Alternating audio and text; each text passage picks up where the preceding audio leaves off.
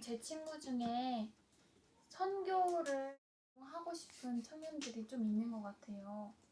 근데 그 친구들에게 어떤 말을 해주면 좋을까요?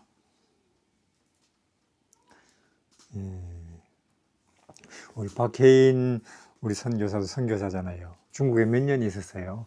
한 5년 있었어요. 그때 학생 선교사였지. 경험이 있잖아요, 선교사.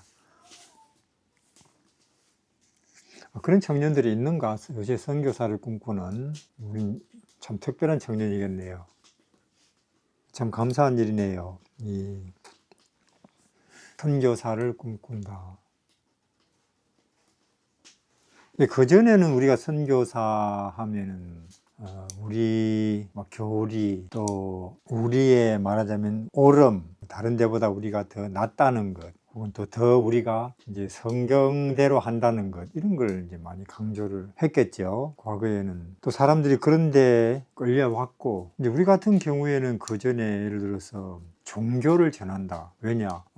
사람들에게는 그 영혼을 사모하는 마음이 있기 때문에 그건 우리 영혼을 우리가 얻게 된다. 또 그런 부분들은 우리 인간의 힘으로 안 되잖아요. 어떤 식으로 뭘 어디서 뭘 해도. 그래서 그런 것을 결국 우리가 종교에서 그런 길을 찾는다. 종교의 필요성을 이야기하겠지, 선교사는. 그 다음에 선교사가 이야기해야 될 것은 그럼 어떤 종교냐? 당연히 우리가 그냥 자연 사물, 예를 들어서 소 혹은 코끼리, 강, 별, 해, 이런 것들은 사실 우리보다 낮은 존재잖아요. 그런 것들에게 영원한 걸 우리가 부탁할 수는 없는 거지. 또 인간 중에 누군가를 신격화 한다는 거, 이것도 자기들도 결국은 이제 영원한 존재가 아니라는 결론이 났지. 죽었으니까. 근데 그런 종교도 많지.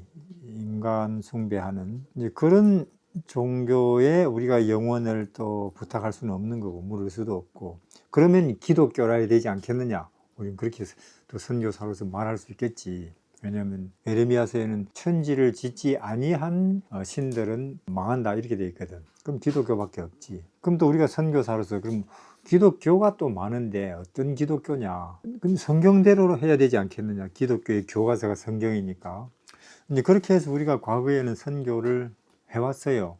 우리가 진짜 종교입니다. 또 우리가 성경대로 기독교입니다 하는. 근데 지금은 이런 것들이 사람들에게 설득력이 별로 없는 것 같아요. 사람들이 그래서 어쩌라고요, 그런다고요. 그런 당신들도 우리하고 사는 모습이 별로 차이가 없네요. 여전히 피곤하고 고생스럽고 또 사람들이 우울하기까지 하고. 지금 우리 이 시대에는 이제 우리가 선교를 한다. 누가 할 수 있느냐? 선교라고 말하면 안 되겠고, 이제 이 시대는 왜 예수님이 인생의 모든 문제의 답이냐 하는 걸 이제 이야기할 수 있어야 되겠지. 뿐만 아니라 또 그런 예수님이라는 답이 주는 혜택을 나는 이렇게 보고 있습니다. 요셉처럼 노예라도 감옥이라도 만족하고, 또 사망 골짜기에 있어도 형통하고, 이런 모습을 보여주면서 이제 예수님이 답이라고 이제 이야기할 수 있는 사람들이 이제 선교, 소위 말해서 전도를 하겠죠. 그러니까 우리가 내가 선교를 하고 싶다. 그럼 물어봐야겠지, 자신한테. 나는 왜 예수님이 동서고금 혹은 남녀노소 혹은 빈부 귀천을 막론하고 그 예수님이 답이냐, 인생 모든 문제에. 그리고 나는 그 혜택을 이렇게 보고 있습니다.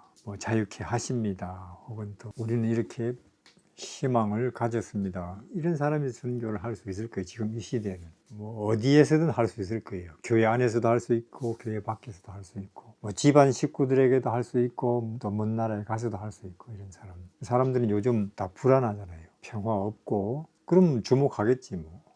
저 사람이 말뿐만 아니라 실제로 저 사람은 그런 혜택을 보고 있네. 그럼 나도 한번 저 사람이 말하는 그런 세계에 한번 발을 들여나 볼까, 이 생각을 하겠지. 근데 사실 우리가 선교를 위해서라기보다는 우리가 이제 나를 위해서 밥 먹잖아요. 우리가 남을 위해서 밥 먹습니까? 나를 위해서 숨 쉬고 또 나를 위해서 먹고 마시는데, 그런 것처럼 결국은 내 영혼을 소생시키신다는 말을 하시거든, 그분이. 내 영혼을. 그러니까 내 심신이 소생되면은 밝아지고 기쁨이 있고 또 희망으로 채워지면 그 사람은 그냥 존재 자체가 선교일걸요. 예. 가족들에게 혹은 뭐 주위 사람들에게 혹은 교회에서 혹은 뭐 직장에서 특히 이 시대에는 더 그렇겠죠. 사람들이 다 불확실성이 어느 시대보다 크잖아요. 우울해하고 불안해하고 미래를 두려워하죠.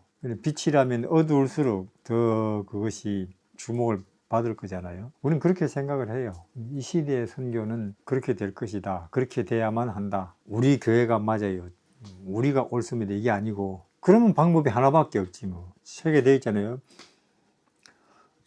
시편이 그렇지, 그런 이야기지. 내 부족함이 없습니다. 하나님의 아들이 있기 때문에. 그 방법밖에 없다 그 말이에요.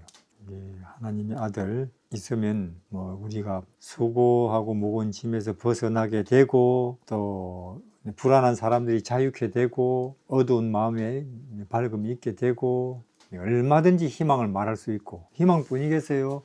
무한 세계로 진출한다. 감히 우리 하루살이 인생이 영원 세계의 문을 두드린다. 이런 이야기를 할 수 있겠지.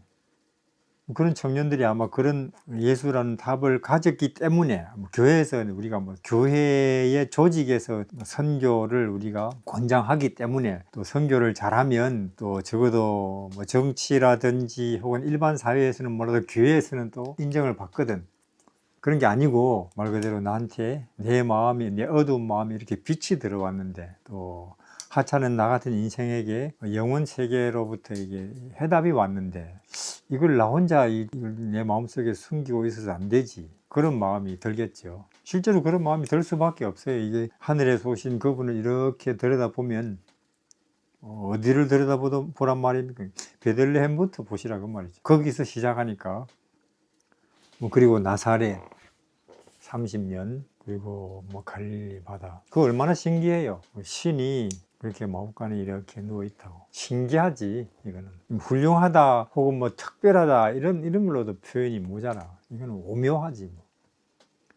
인간의 일들이 무슨 오묘 신기 있어요. 다 뻔한 거지. 그게 아무리 백악관이고 뭐 혹은 뭐 하버드 대학이라 해도 삼성 애플 다 마찬가지잖아요. 근데 거기서부터 신이 마법관에 태어나는 그거부터 이거는 전혀 다른 모습이지. 이래서 빛이라고 하는가 보다. 이래서 이걸 이 땅이 아니고 하늘, 이걸 생명이라고 하는구나. 그런 생각이 보면 볼수록 들어요. 근데 그거는 시작일 뿐이지. 그 뒤로부터 이제 계속되는 이 33년 일들은 말 그대로 이제 점입 가경이지 뭐. 더 기가 막힌 일들이죠. 이런 하늘에서 오신 분을 이렇게 들여다보고 있으면 빛 안 되려고 해도 안 될 수 없을걸요. 선교사 안 될 수가 없지 뭐. 책에 그리 돼 있어요. 어떻게 등불을 켜서 높은 데 놔뒀는데 그게 주위를 비추지 않을 수 있겠느냐. 그 빛은 하나님의 아들이고. 그런 사람들이 등장하겠지. 이 시대에.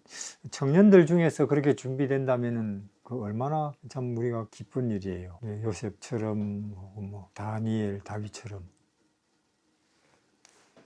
여기까지.